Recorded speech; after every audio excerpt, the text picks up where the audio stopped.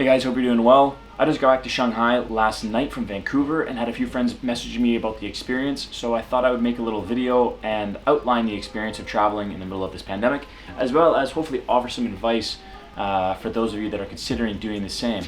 Now, I left Shanghai at the end of January for a 5-day work trip in Paris, so I only packed for 5 days.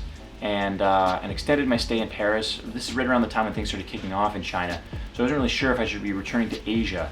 I ended up making the decision to return to my home in Vancouver, where I hung out for about 5 weeks and kind of waited for things to cool off. My parents very graciously drove me to the airport yesterday and were trying to dissuade me from boarding the flight and tried to get me to delay going back.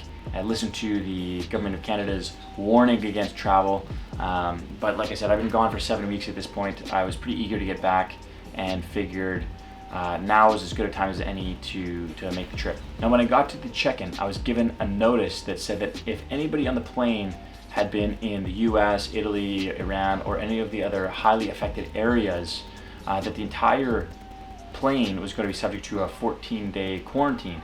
Now, what they weren't sure about was what that actually meant, whether or not it was going to be a 14-day at-home self-isolation kind of thing, or a 14-day stay at a government facility. Now, for obvious reasons, I would have much preferred being at home rather than a government facility, although I do have acquaintances that are in one of these facilities in Shanghai, and it doesn't look half bad.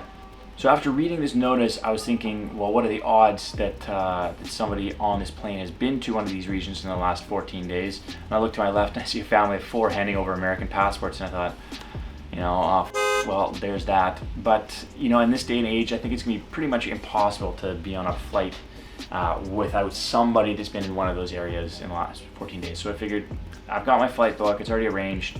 I might as well just get on it. Got on the flight, everyone's wearing masks. I think it was actually a requirement that everyone's wearing masks, but some people were wearing gloves and goggles, and even some people were wearing full hazmat suits. And I can understand some of the jokes I see flying around in the group chats of people making fun of the water bottles on the heads and whatnot. But I also have to respect the efforts that some of these people are making to avoid getting sick and also avoid getting other people potentially sick.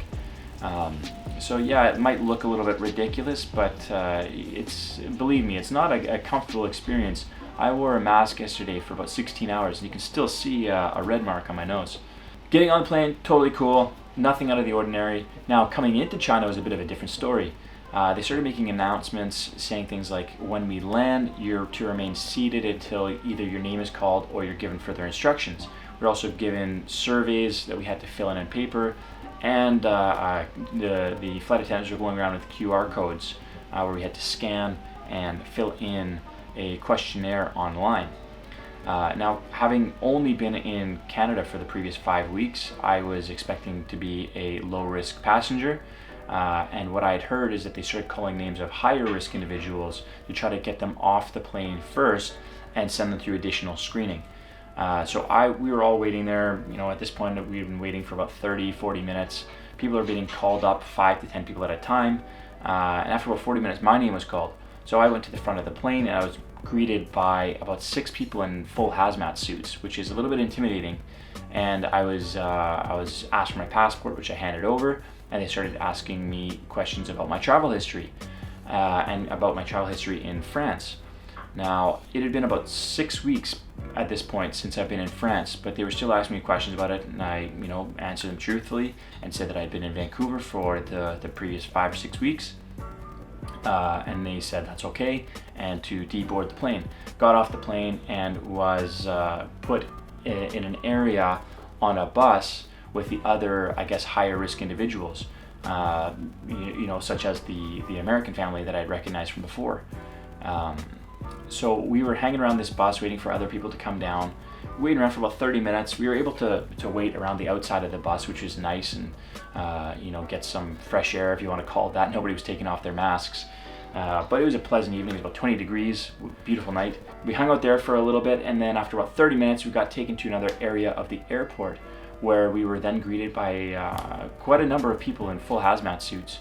There's about 30 or 40 of them at this point. Here we were put into to lines, asked to scan a QR code, and again filled in another survey, and we were given a code that people could scan, and it gave it a color code as well.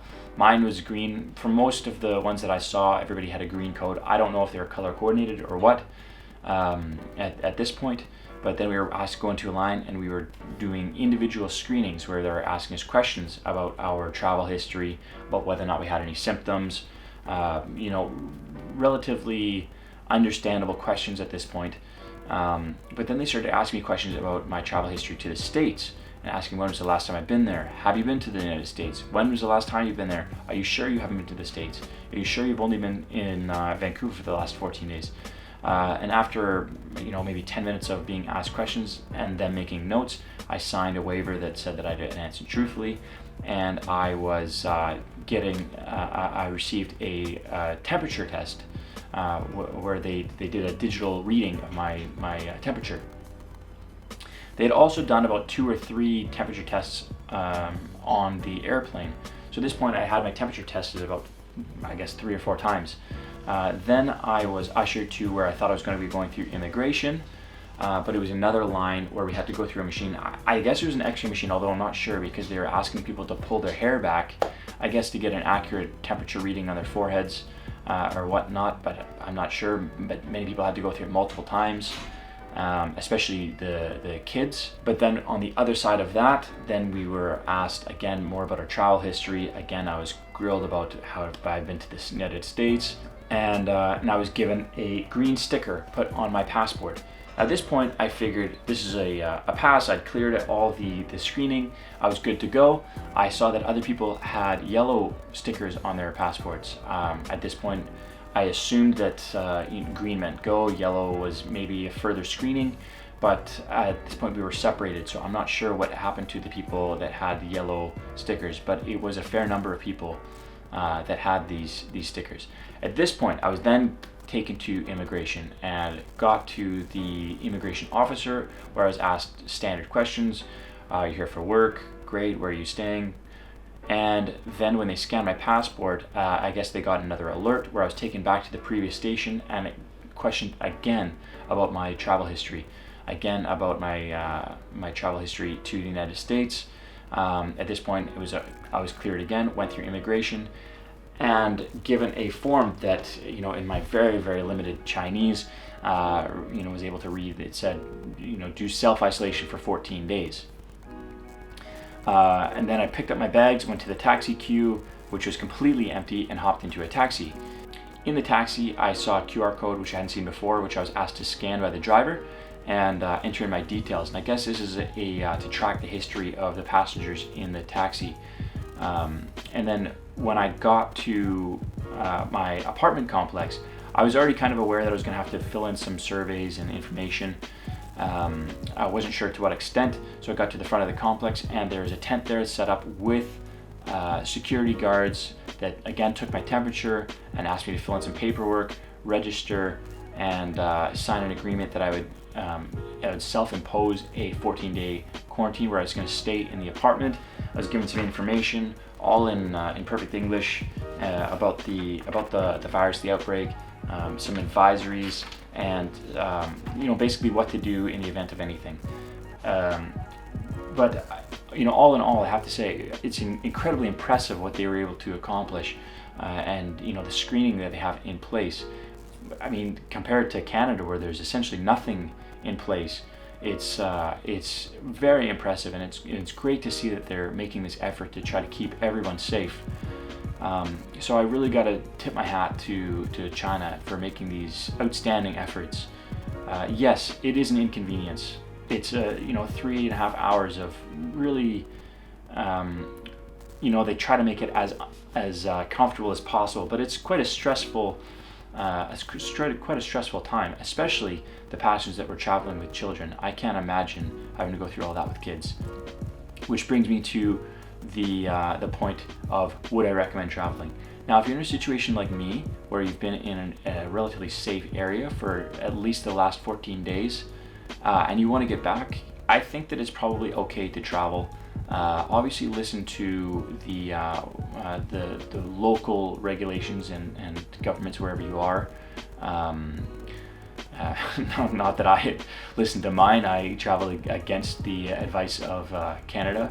But if I was in an area that was deemed higher risk, and I would then have gotten possibly the yellow sticker, I don't know what happened to those people. I don't know if they were put in a state facility. I don't know if they got more serious screening or anything. So I would recommend you try to reach out to maybe some people that have done that. I will try to reach out to some people that I know have crossed borders and see if any of them have had any experience with the yellow color code.